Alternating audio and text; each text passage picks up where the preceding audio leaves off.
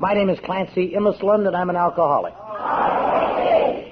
I'm very happy to be here tonight at the first annual Dick Martin, Joe Leith Testimonial Banquet.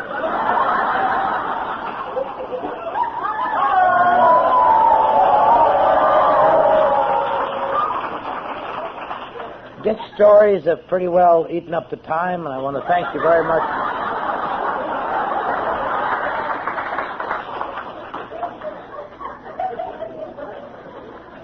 But I am glad to be here. It's always a pleasure to... When I was listening to Dick talk about how wonderful this group was, I just got a surge of admiration for all of you. And I'd been sitting there feeling a little bad because when I was asked to fill in for my friend Joe, I had to give up my Super Bowl ticket for tomorrow in the 35-yard line. And I was a little sullen about it, but after... Well, it's easy for you to say, go over. It's just like... It's a little more exciting than watching Nebraska play Penn State.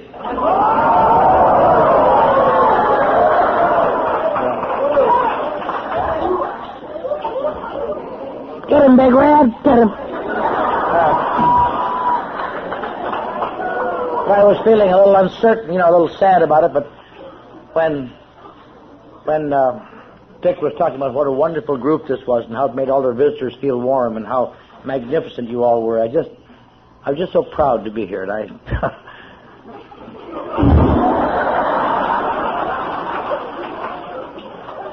there's one little part of the long form of the traditions you must read, Dick. It says, we prefer to let our friends praise us.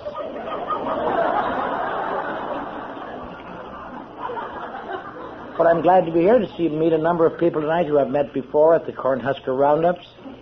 And glad to see my friend Terry, the world's worst driver, who's driven here all the way from St. Joseph, Missouri at a speed of 11 miles an hour, left Tuesday. Sitting across the table from some hideous newcomer he was so new he got a book, and I tried to buy it from him and he wouldn't sell it. Somebody told him how much it cost. He knows it cost more than 35 cents that I offered him. And I'm glad to see a great many people here tonight, because any convocation of Alcoholics Anonymous is a warm, enthusiastic thing if they're gathered in the right spirit. Sometimes groups get together and they're sullen and negative, and then it's not much fun at all. But up things are fine. I want to tell Jim, he said that we both were fans of the Green Bay Packers. I was a fan of the Green Bay Packers right up till the last minute, till they lost to Dallas. Then I became a Dallas fan, actually. And then last week I became a Washington Redskins fan. And tomorrow night I'm going to be a Miami Dolphins fan.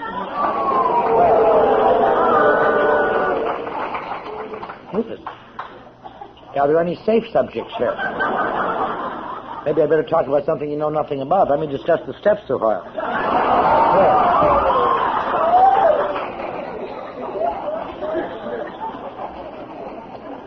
Well, is there anybody I haven't offended yet? I want to thank Dick and his wife Peg for their hospitality at their home. I was going to stay at the Holiday Inn, but they got me in at their home $5 cheaper. And,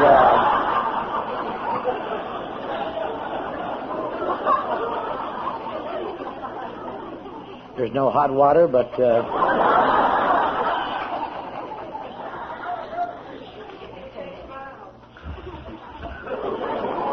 I'd get in hot water then.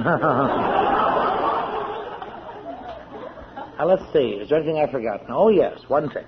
I used to drink. And there was something I was missing in my talk tonight. I used to drink, and I drank for a number of years, as I'm sure many people in this room did. And I spent a lot of time drinking, off and on, and I never paid much attention to it, really. Because I never felt for years that drinking was ever my major problem. Sometimes it was, when I got in a jackpot, when I got in trouble, I would think about my drinking and think I would have to moderate it. But I never really felt I was an alcoholic or that drinking was really my problem, because from as far back as I can remember, I always felt that my emotions must be different than other people's.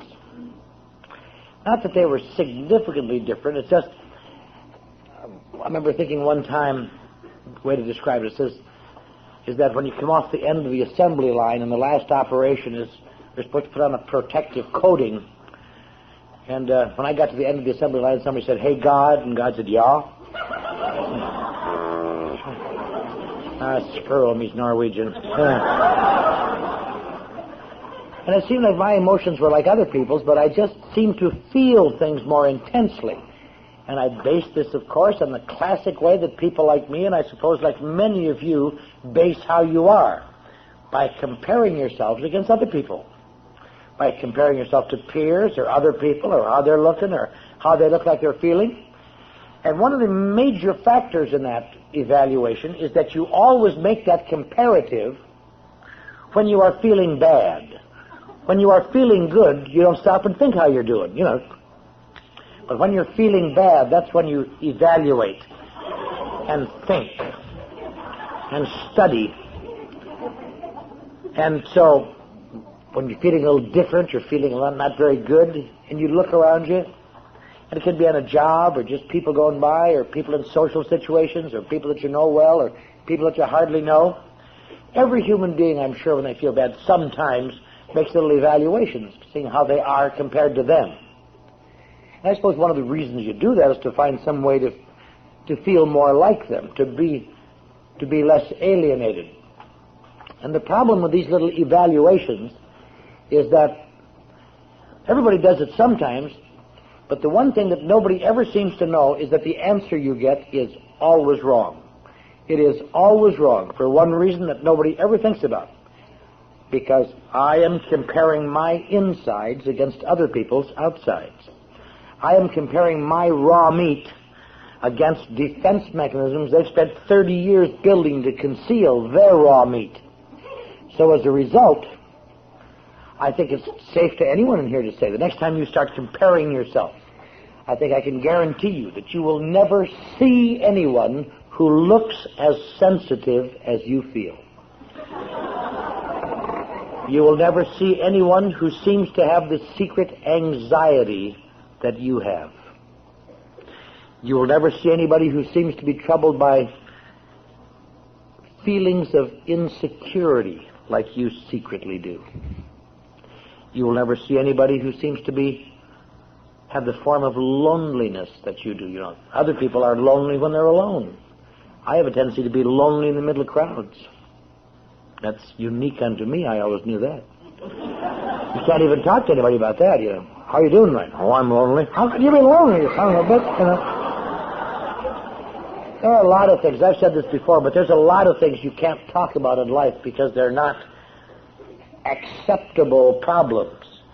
Acceptable problems are heroic problems, not petty, snotty, little niggly, weak things that, you know.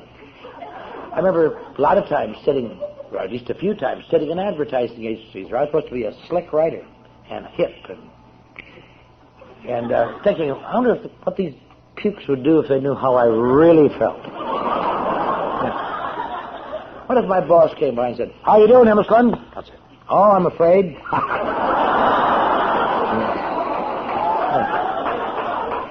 "What are you afraid of?" "Beats the shit out of me."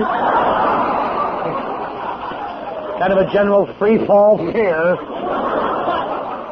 Those are not correct answers in the world. Those are not acceptable emotions. The correct answer is fine. "Doing just fine, Mr. Carlson." "Just opening this vein to get out some tired blood. My cufflink broke." Well, damn it, nothing else is going right today. Why not that? But you go through life comparing your feelings against other people, and I'll tell you one thing, you wind up, your efforts to understand why you feel different, and the more you study it, the more alienated you feel, the more different you become, the more what we call classically in alcoholism, the yes, but. Someone can say, "But I've had that feeling," and the mind says, "Yes, but." Not like this, turkey. You don't say it, but you know it. So most of my adult life has been an effort to get things leveled out, to get a handle on things, to get things together. And I've tried a lot of things. I was in psychotherapy over 30 years ago. A lot of people in AA say you shouldn't go to a psychiatrist. But I tell you, in psychiatry, I discovered answers that just made me understand so much more that was just incredible. You get to know so much you aren't even aware of the fact you're just not getting any better.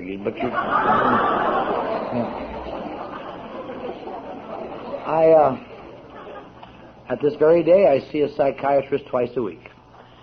And some people say, if AA works all that well, why do you see a psychiatrist twice a week? And the answer is always the same, because I have told them unless he gets to those 2 meetings, I won't be a sponsor. That's why. I'm not putting down psychiatry at all. Psychiatry is a wonderful thing, just that the recovery ratio in alcoholism is something less than 1/4%. And the only sober alcoholic psychiatrists that I know of are in AA. But it's technically, it's not like it should work, because you learn so much. One thing about psychoanalysis, and many factors like this, for people like me, it gives you reasons to lay off the guilt. It gives you hooks to hang things on. Why did you do that? Because I was hurt as a child, you son of a bitch. That's why.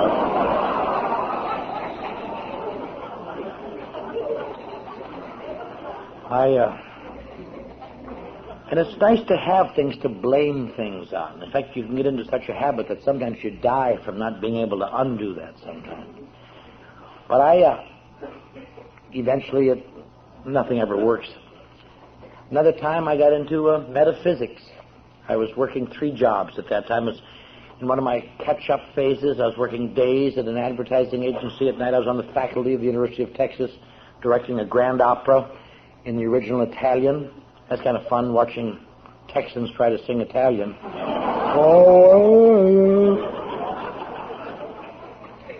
And I was writing a weekly sports column for the newspaper, because I always had diversified interests. That's one of the great pleasures of having a fragmented personality. And I was under a lot of pressure. As I've said before, I had married. I'm a Norwegian Lutheran from northern Wisconsin, and that's kind of the purity end of the religions. And I had gone bad and married this Catholic. And she was the worst kind of Catholic. She was a good Catholic. Bad Catholics you can do something with, but good Catholics, there's no doing business with them at all. I used to say to her, Charlotte, can't we use birth control in a brave new post-war world? No. I said, how about just getting something for the prevention of disease? They sell them in a machine down here at Rocky's Rockaway. No. She had the priest come over one day, and they gave me 2 hours on their rhythm system, which is the Catholic form of birth control. And I listened intently, and I just couldn't pick up the beat. I just couldn't pick up the beat.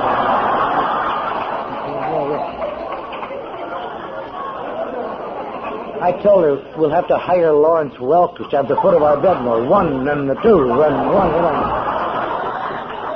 And one of the problems of my life is we kept having kids. Made me just crazy after a while. That's the way it was in Texas. I had a kid. I was trying to make up for lost time because my previous job had been playing the piano in a whorehouse in San Francisco, which is a resume buster when you're an executive. And I was really going strong. And I was drinking a little too much because under a lot of pressure. And they said I shouldn't drink anymore. The dean said, we understand you've been acting bizarrely in Juarez. Whenever you see people who have little thin blue lips and they say things like, now this is for your own good, you know you're about to be screwed.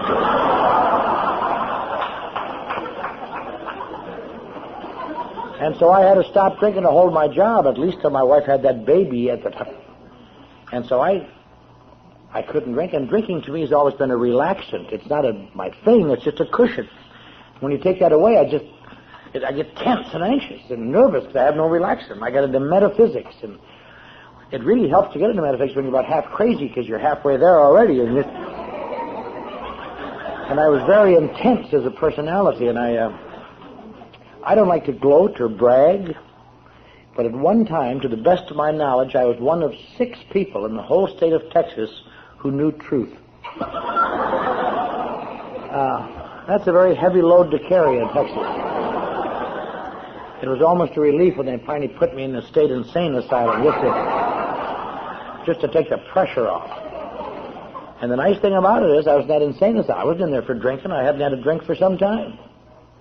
I was in there for suicide, because that's how I get when I stay sober too long. I have a tendency to get nervous. And one day my wife took all the children to church, and I just went in the garage and turned on the motor and went to sleep. And the neighbor heard the motor running and came in there, and I was dead behind the seat, and they whipped me out and beat on my chest and breathed up my nose and put me in the psych ward to examine me and determined I was a schizoid depressive and gave me an indefinite period in the Texas State Insane Asylum at Big Spring, Texas. Now, that's another resume buster. I thought I was depressed before. Jesus, it's really hard to make it when you're intermittently put upon. The only funny thing I ever thought about that whole period of ever thinking when the doctor said, "We're afraid you're a schizoid," part of my mind said, "Jesus, that's funny. If they only knew. If I could get my personalities down to 2, I could make it."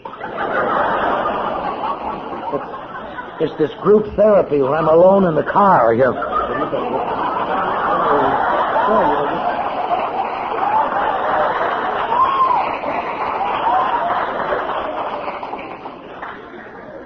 But I was in this nut house for a while. I didn't direct any grand operas in there, but I directed the Christmas pageant. When I came off electric shock, they allowed me to go back to my old career, and I directed this Christmas pageant about a second grade level so the whole student body could follow along.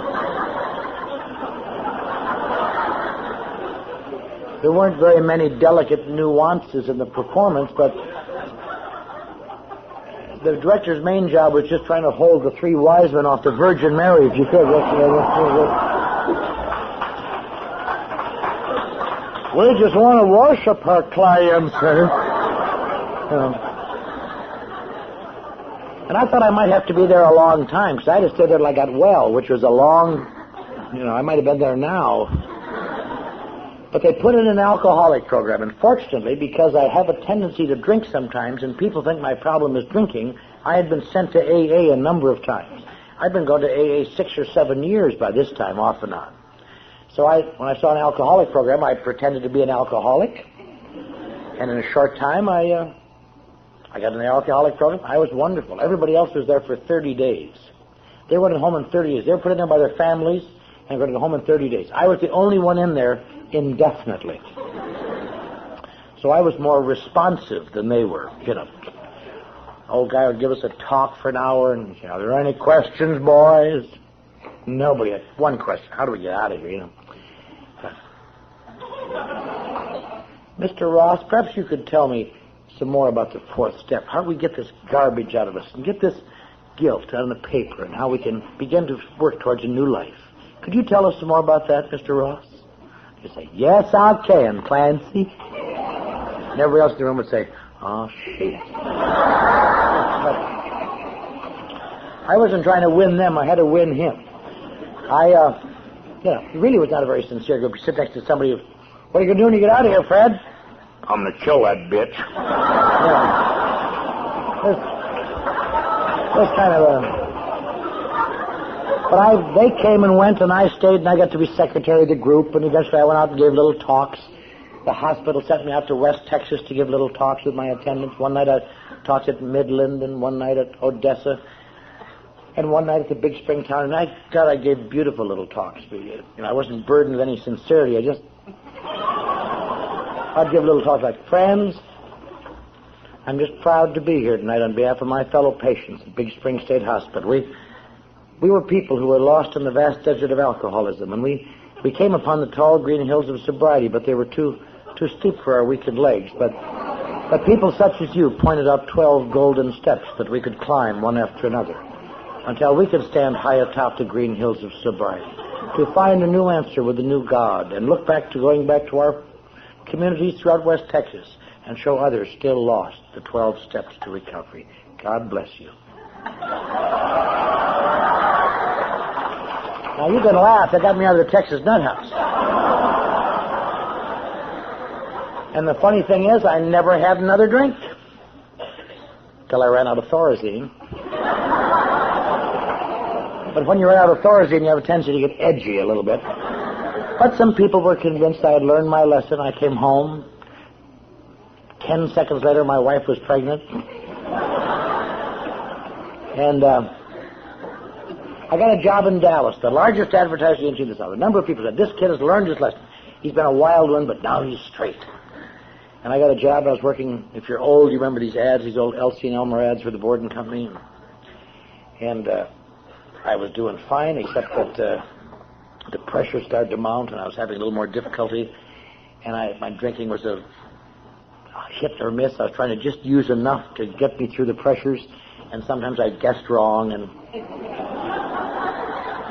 And Dallas is full of crapheads, really, if you want to know the truth.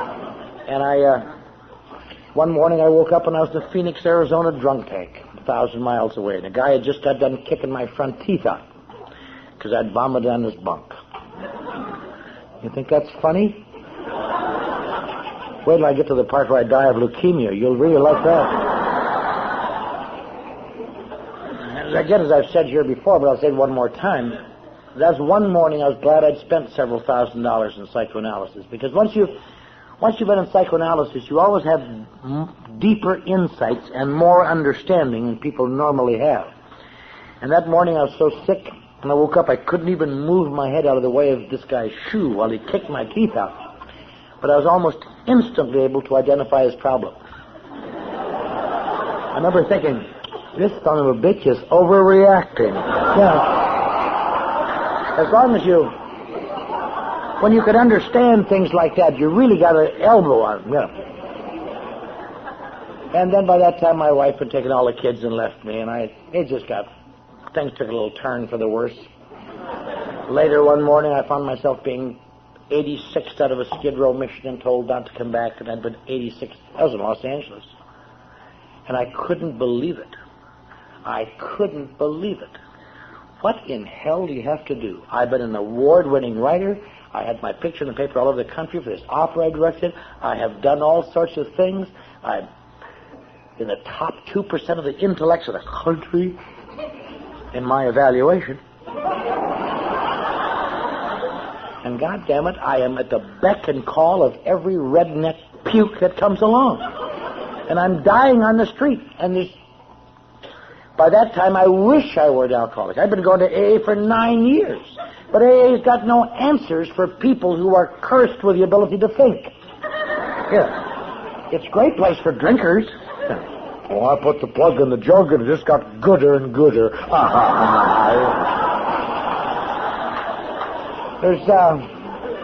There's no great intellectual satisfaction in AA. I mean, when you come into a meeting finally and you may be desperate, may want to make a clean breast of things. I don't know if you understand this, but I think I'm going crazy. And have some old fool lean over and say, well, you keep coming back.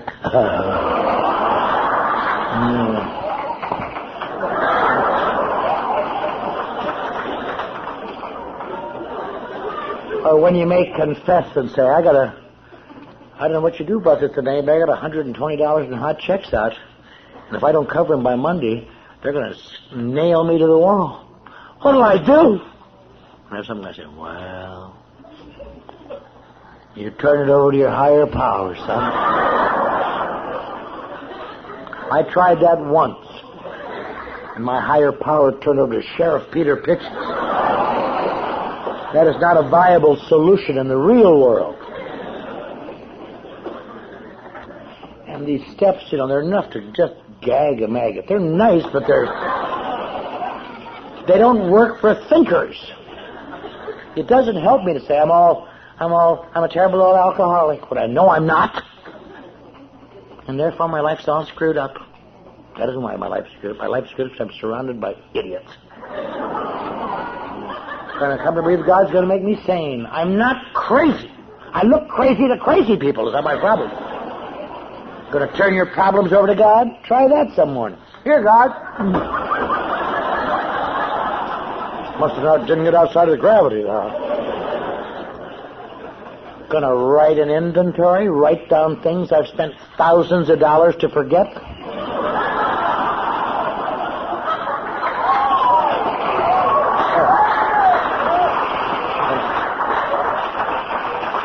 Going to write things down I wouldn't tell my psychiatrist.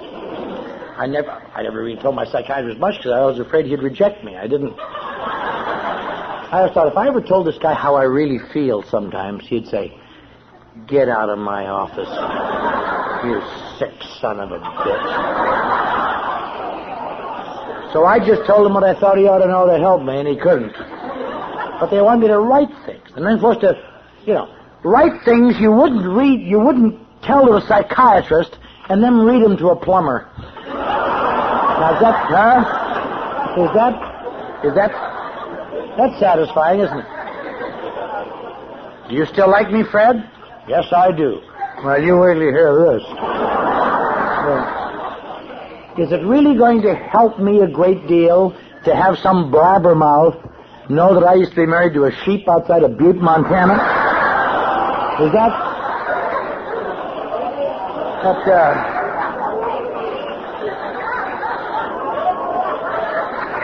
I want to hesitate to add, that's not a part of my inventory, folks. That's what they call a figure of speech. You're going to ask God to make you perfect, get rid of all your defects of character so you can get your own little set of blue lips. Maybe go around and talk to people for their own good. Make amends to people who've been screwing me for 30 years. Here's $10 for rejecting me that time. More inventory in case you've been lucky enough to forget anything. Just keep digging. And then meditation, that's a great step. Meditation's a great step for suicidals. It really is. If you ever want to die quick, just sit in your closet for a couple hours in the dark and think about how things really are.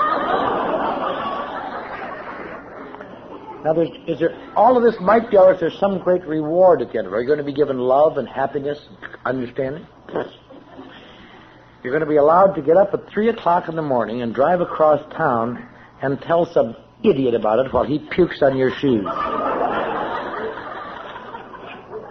AA is a nice place for simple people. It has no place in the life of a person who is sensitive, intelligent, got any sense. That's all.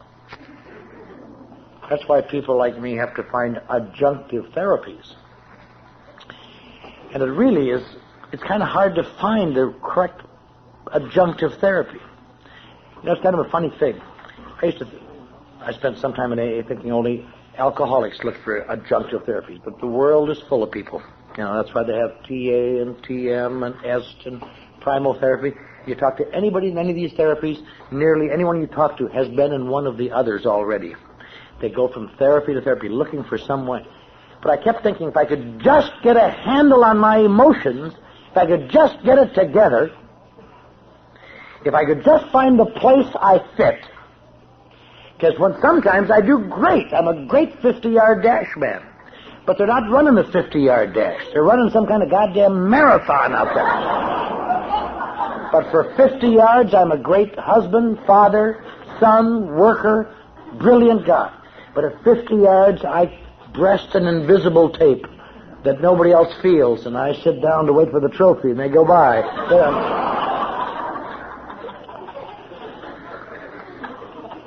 I kept looking for where's the place where it's always, what's going to be, what I'm looking for. All I'm looking for in the world is the wonderful place, the fun place. And I found it a number of times But it always turns unwonderful after a while. It turns unfun. It turns grubby. And I've got to find a place where it stays good. And I couldn't find it. I was sober a great number of years before I came across evolved a great fact that I knew it, I guess, all along, but I didn't put it down into a phrase. But it's just this. People who are always looking for a good place, or an exciting place, or a fun place, are rather immature individuals. They cannot mature to the fact that no place is wonderful all the time. In fact, there's a truism that is so true that it's just dreadful, and it applies to almost everything in life. And if you can accept it, it makes life 10 times better, but you can't accept it very well. And it's just this. Nothing is wonderful after you're used to it. Nothing is wonderful after you're used to it. But children like me, all I demand of a relationship is when we both reach for the salt and our fingers brush, I want to feel a spark. I don't want to have to turn around to know that she came in the room. I want to be able to feel the electricity. And no matter how much sparks you've had, I'll tell you something. The day comes in every relationship where your hands reach over the salt shaker and you say, give me the goddamn salt.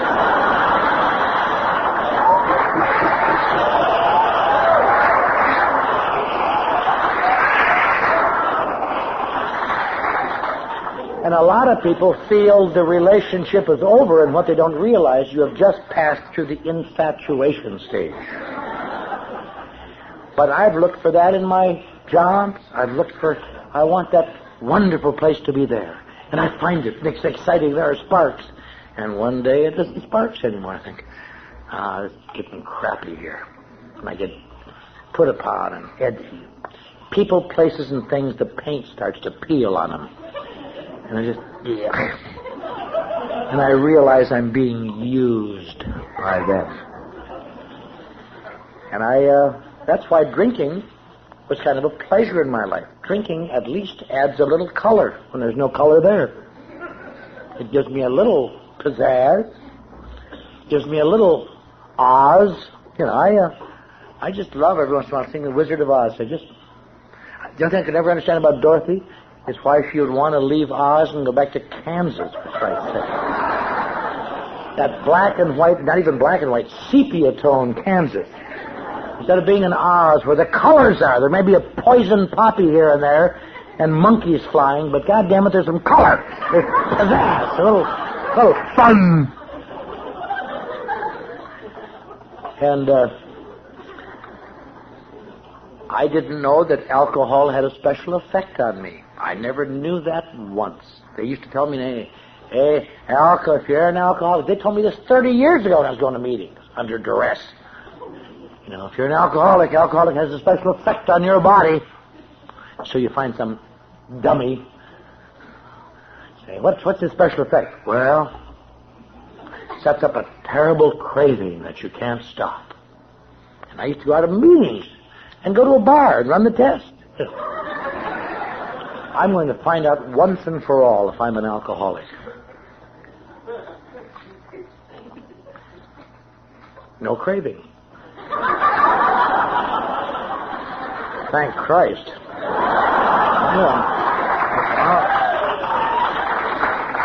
I didn't know that alcohol had a special effect on my body, and I didn't know what it was. They said it makes you drunker than other people.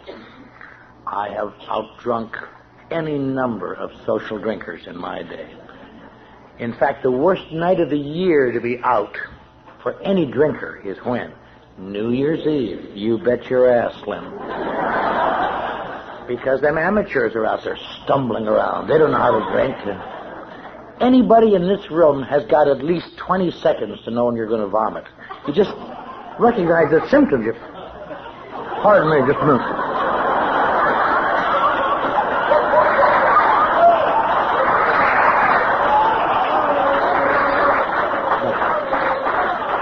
Anybody got a cert? Social drinkers get drunk once in a while. They don't even know what the symptoms are. You can be talking right to them and say, how you doing today, Fred? Well, I said to her, I said,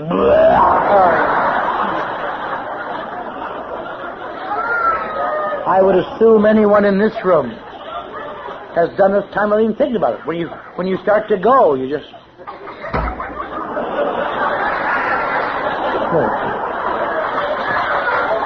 Those idiots just fall down.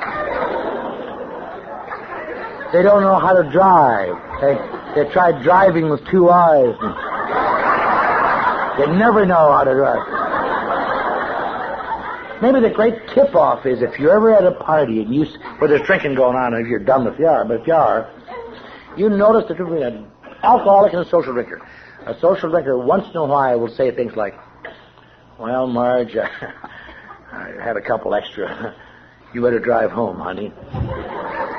If anybody in this room ever said that, I'd be sick with mortification. The correct answer for us is, it's my goddamn car! And I'll drive your goddamn car!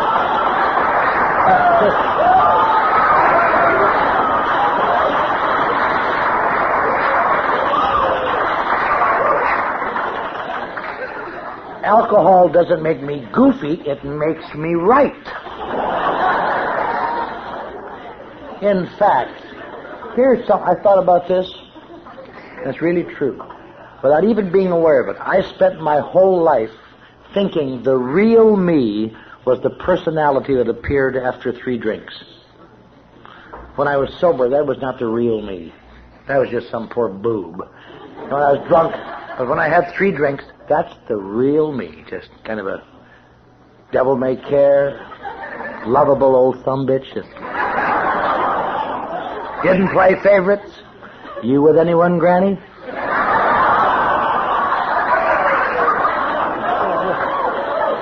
You want to play shuffleboard for your daughter, Fred?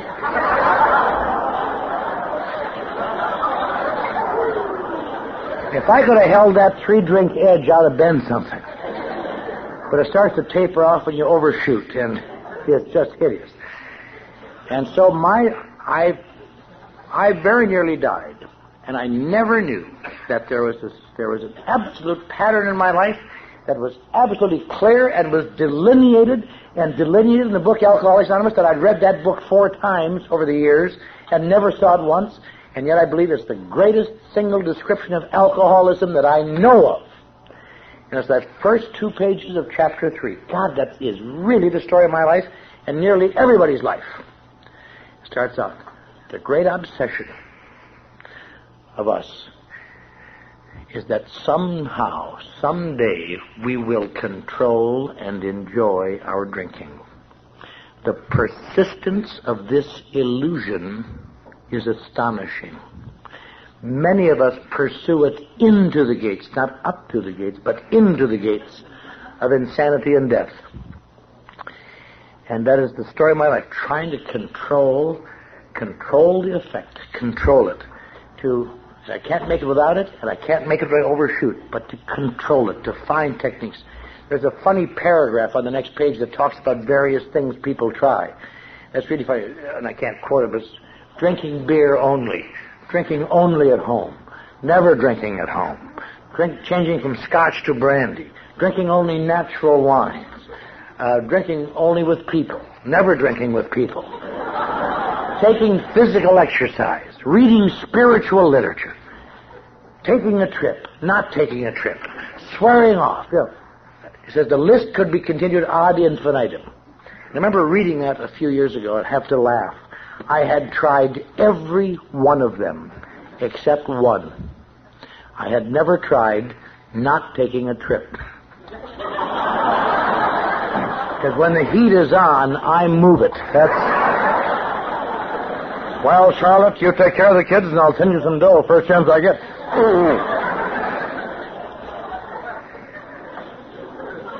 In fact, I sponsor a man in Los Angeles right now who left Omaha under much of those conditions, and his wife is here tonight, and son, and I have to assume they had to feel the way my wife felt time after time. I'm glad that his life is working out, and I hope your life will work out, and I hope my family's life will stay good, because these are problems that affect all of us.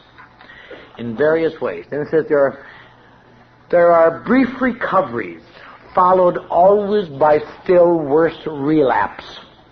And it says something to the effect that over any significant period of time, it gets worse, never better. And eventually you get to a point, and it's just such, I've read these words 1,000 times before they really jumped off the page at me, till you get to a point of pitiful and incomprehensible demoralization. I used to think that's how drunk you got. You get to pitiful, incomprehensible demoralization. But it isn't. I've come to believe that's the condition you get into when you get sober again. That's when the problem is. You know, we always talk about drunks being such suicidals, and many times drunks commit suicide. And it's an amazingly small percentage of drunken suicides are successful. And nobody knows why. My particular theory is that when you're drunk and you decide to commit suicide, it usually is to make someone sorry. And then, as you're about half gone, you suddenly realize, I'm not going to be around to see these bastards sorry. And I have received phone calls, maybe you have too, maybe made them, you know. Oh, Clancy, I just want to say goodbye. I'm checking out. I've taken an overdose of pills, and I don't want anyone to bother me at 111 East 14th Street.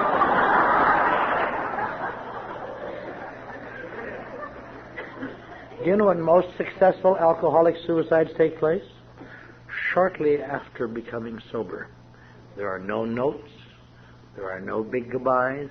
It's called pitiful and incomprehensible demoralization, where if you can survive a little while, it goes away, but for a while, because you find yourself in a position where you cannot even justify it to yourself, and you've got to go out there pretty soon and justify it to people upon whom your life depends. Families and employers and people, your friends, and you want to look good. You can't even find a rationale. You can't even find a hook to put it on. It takes a few days sometimes to find a hook to put it on, or to arrange the facts so it doesn't look as bad to you as it did. Tell it was her fault, or their fault, or somebody's fault. I'm in a position, unlike probably most of you here, maybe all of you. I'm in a position where I see alcoholics die almost every day. Very few people have that opportunity. And I watch people die every day, and I watch people dying every day, and I watch people struggling in this terrible destructiveness. And it's a funny thing. Monday it'll be 9 years ago that I resigned a job as a marketing director in Beverly Hills to go down and run the mission that 86'd me in 1958. I was going back and get revenge on those people. They've got me again. But, you know, that's another corollary of that same thing I said earlier. I thought, boy, I was down there, here I was, I'd worked my way back up laboriously through radio and television and advertising, and I was back, and my family was back, and I was living out by the ocean in Los Angeles, and it was just great, and I found myself, AA had altered me enough, so I wanted to give this up and go down and run a Skid Row mission. It's not an alcoholic treatment center. I'm not smart enough for that. It's just I don't mean that in a bad sense, I just have no training. We just feed people and bed them down. And it's a funny corollary. I see people die every day, and I'll tell you, when I first down there wasn't a day that I went by and didn't thank God for my sobriety, because I used to be on that street with them. But it's another corollary. Nothing is hideous after you're used to it.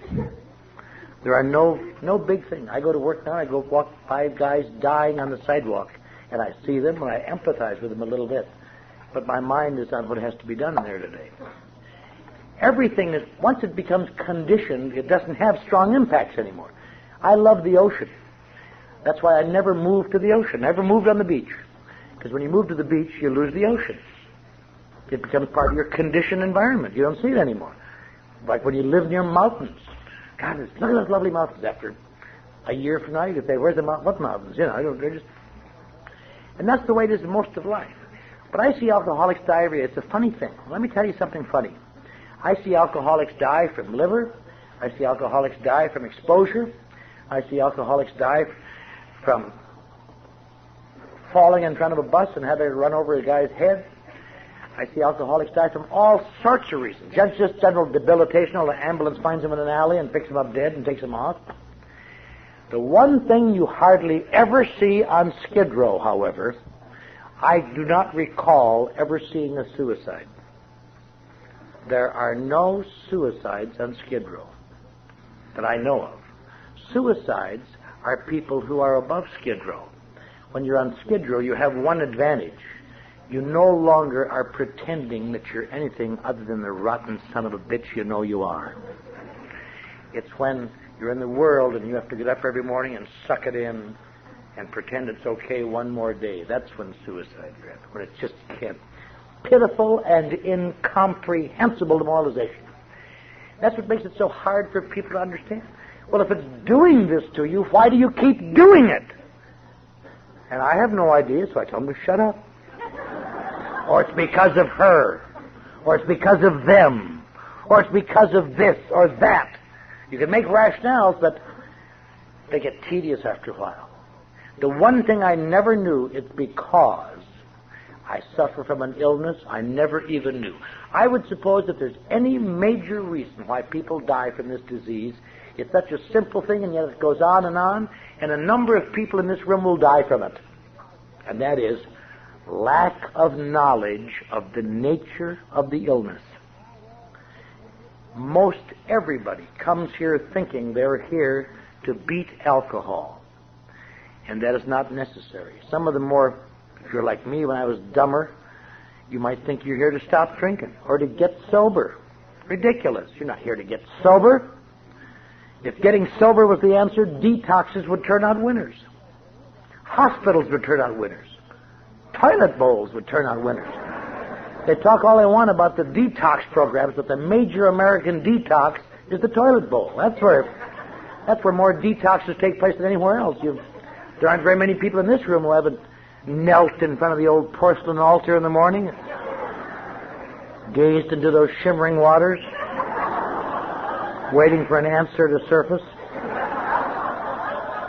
Say your morning prayer. Oh, God. You hardly ever realize your body's giving you a little free detox, baby, that's all. Some days when you're sick enough, your body will detox you from both ends at once. That's very good for your body, but it's a bitch on your nerves, I'll tell you. You're called upon to make a series of split-second decisions. And every answer must be correct. There is no room for error. You guess wrong just once and you...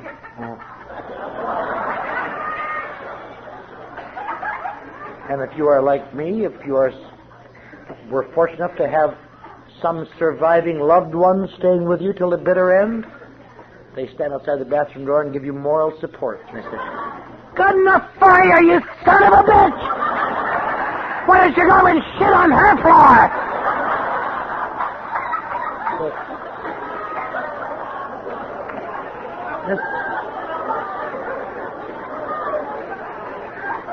It makes it hard to keep things in a spiritual balance.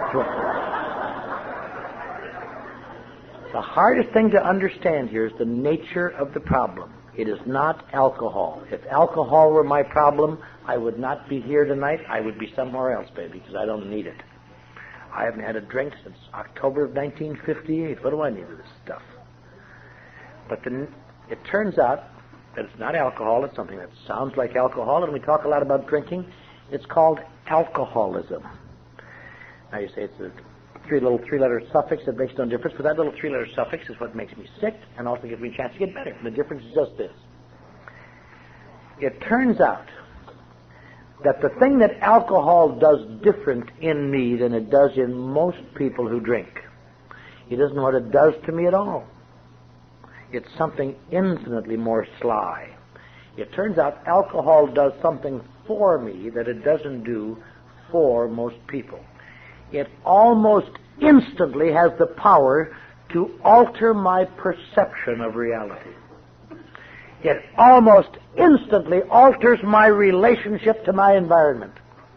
It almost instantly makes me larger and more self-contained and them smaller and less frightening.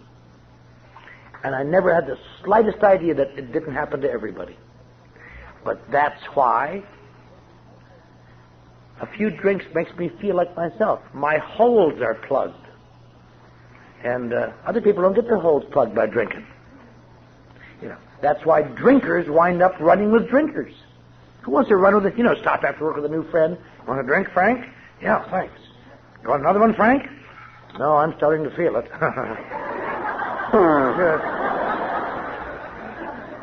When I'm in a bar at 11 o'clock at night, I want to be in there with people who understand colorful life. When someone says, "Hey, well, let's go to Kansas City," I want to hear a bunch of people say, "Yeah!" I don't want to be around some little puke who says, "Why? I have to be to work at 9. What'll I tell Margaret?" Tell Margaret to keep you home, you sick little puke.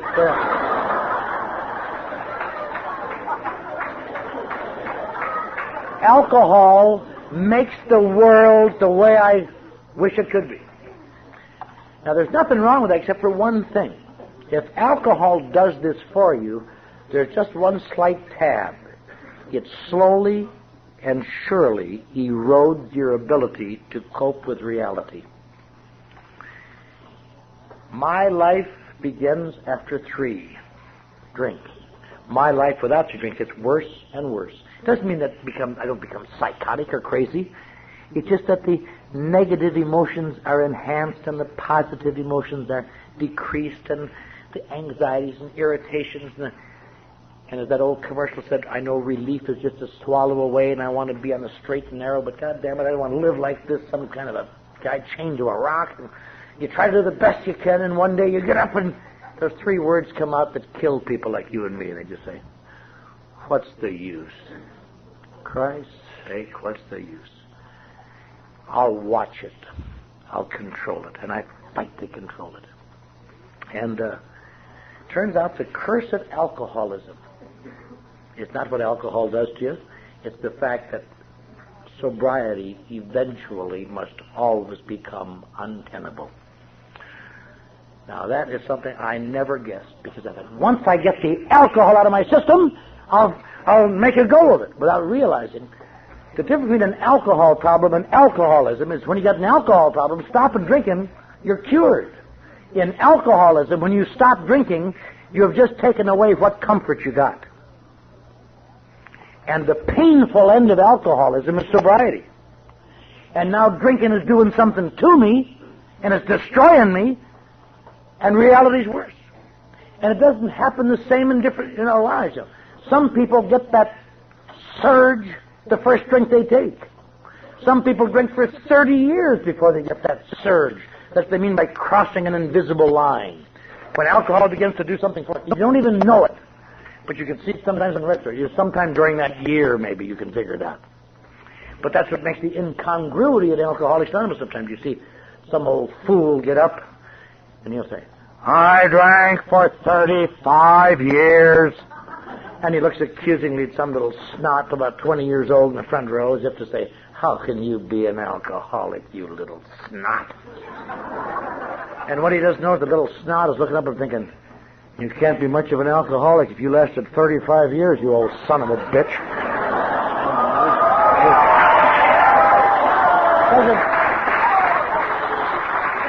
It doesn't make any difference how long you drank. It's when it began to do something for you, because that's the beginning of the end, Charlie. Some people I've seen a number of them. My sponsored several of them. I have a friend here tonight, a periodic, who gets drunk and gets off 3 months and knows he's well and goes again, and gets off 3 months and goes again, and in between he'd swear to take a light. "I'll never drink again," and the thing would never move. Whenever it builds up and you go, you go. So, now AA is designed to do what? To make you sober, to get you shaped up? Not at all. Oddly enough, the function of Alcoholics Anonymous, on the bottom line, if you can stay here long enough to understand what the hell you're here for, but you have to do things before you understand them anyway, is this. The function of AA is to, little by little, break up emotional blockages that are causing you to distort your reactions to reality. To, little by little, alter your perception of reality. Because no matter what I tell you, if it all looks crappy to you, it's going to be crappy. If something doesn't change, That's one of the interesting things that AA seems so... Well, how do you do it? Well, never mind, just do it. Today, there's a great school of thought about treatment centers. When I got sober, there weren't very many treatment centers. And we were trained to dislike them. And I spent a lot of years disliking treatment centers. All treatment centers. Over the years, however, I've come to be a little tolerant. I now like some treatment centers, and I don't like some intensely. And you say to people, why would you want to go to a treatment center when you can come to Alcoholics Anonymous and get it for nothing? You just want to shake them. And we forget what it's like, As I think about this, if I were on the beach in Santa Monica tonight, and I wanted to go to Catalina, which is an island out of sight, and there was a small ferry there called the SS Treatment Center with people with coffee and food and attendants, and we'll take you. And you say, okay, what's the other deal? And here are two guys skulking down the beach saying, we've got an invisible boat. You want to go with us?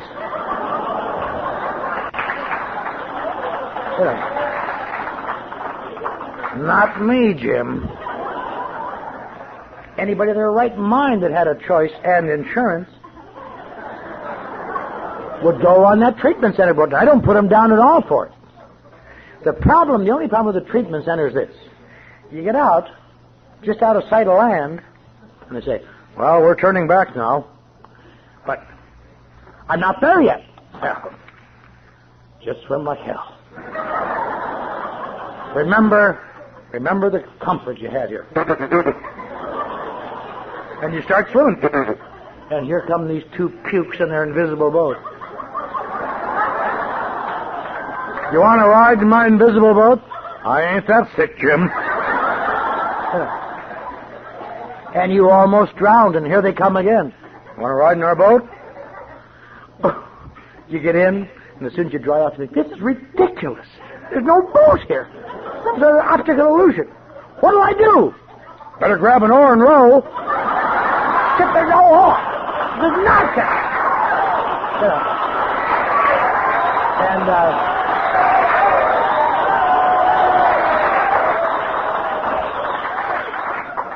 And I would dive back in. Eventually they come by one more time and they say, want to ride? Better grab an oar and row. You crazy bastards. And the irony is, the boat only appears after you begin to row. But no one wants to row a boat until they can see it, which makes a paradox. You have to be kind of desperate sometimes to pick up that goddamn oar when there ain't no oar. And the boat appears. And if you row long enough, the boat gets better and better and better. You wonder what you ever saw in that.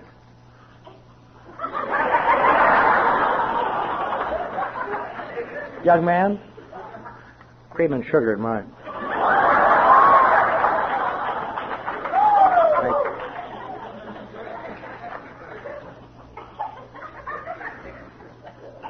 Sorry, kid. When I was your age, I was 15.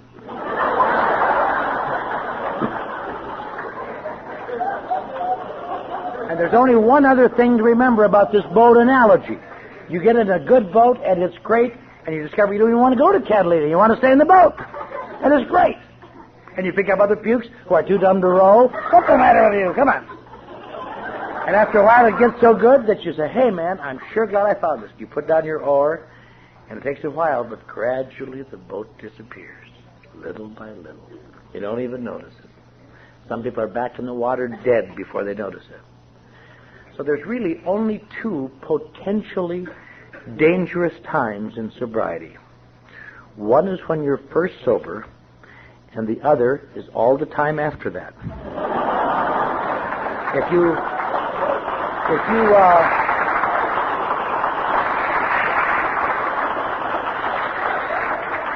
could just keep on your ball those 2 times, you're home free.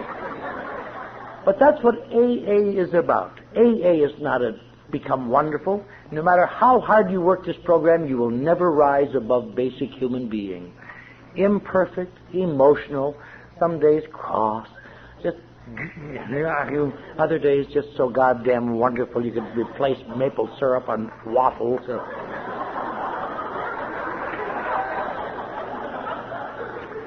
That's why they say in AA, don't get too hungry or angry or lonely or tired. Not because they're bad things, but they are perspective disorders, perception disorders. When you're hungry, you stay all right, but everybody else gets a little stupid and slow is what they get. When you're angry, you just want a gun to educate them, you know. What's the matter with you? I'm going to tell you about love, you son of a bitch! Boom! Boom! When you're lonely, that brings out the self-pity in everybody ever in the world, you know, just... I guess they're probably all at a party somewhere, right? But they didn't tell me. And when... Oh, I don't drink coffee, son.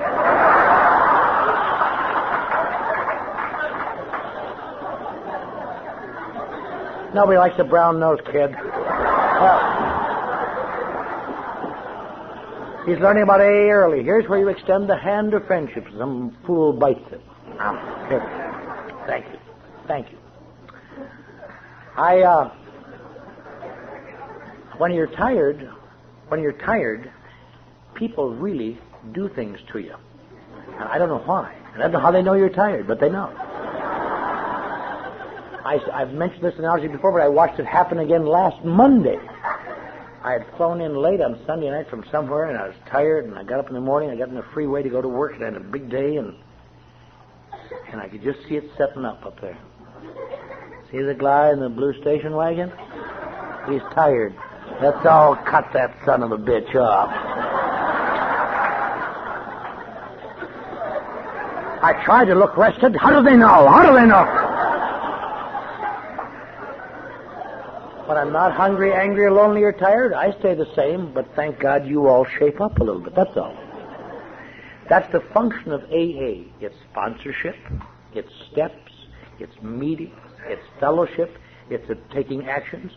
It is not to make you wonderful at all. It is to do something that is absolutely impossible, that I know, that I can think of. It is to, little by little, upgrade your perception of reality. Everything else, little by little, shapes up. Oh, shit. Oh, shit. Yes. And if you don't roll, that's the way it goes down. That's all right. That's all right. Hey, he's going to help. Yeah. Wasn't this way in the old days when we were sincere. Yeah. AA is the same as it has always been, I believe, since Dr. Bob and Bill sat in Akron, Ohio on June 10th, 1935, and decided to work with other people and to take actions that will help them recover from the necessity to have to drink. And that's what it boils down to, where the rubber meets the road. All the slickness, all the parties, all the fun, all the conventions, everything. They're all great.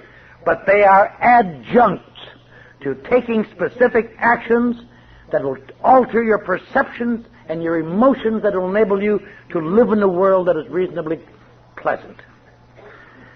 That is why we gathered meetings like this. Certainly not for the food.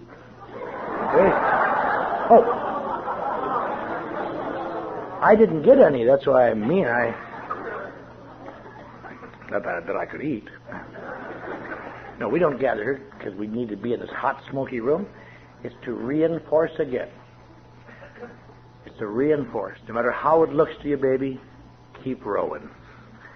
No matter how it looks to you today, whether you're above them or below them, keep rowing. And if you're new, row when you haven't got any oar.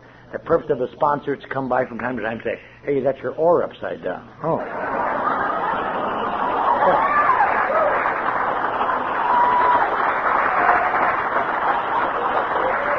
And that, in the last analysis, in my opinion, is the difference between a good treatment center and a bad treatment center.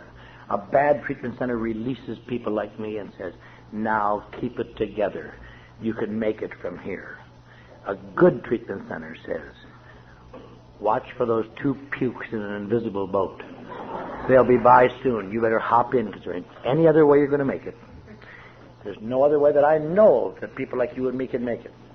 To live in the world with some degree of dignity, to not have to drink, to feel strong, to feel little by little that the psychic holes are being filled up without ever having to drink to do it. Then it's worth everything it took.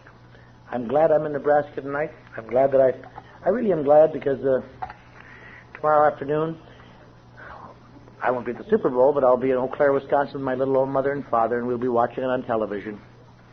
And as the camera pans over my seat in the warm sunlight,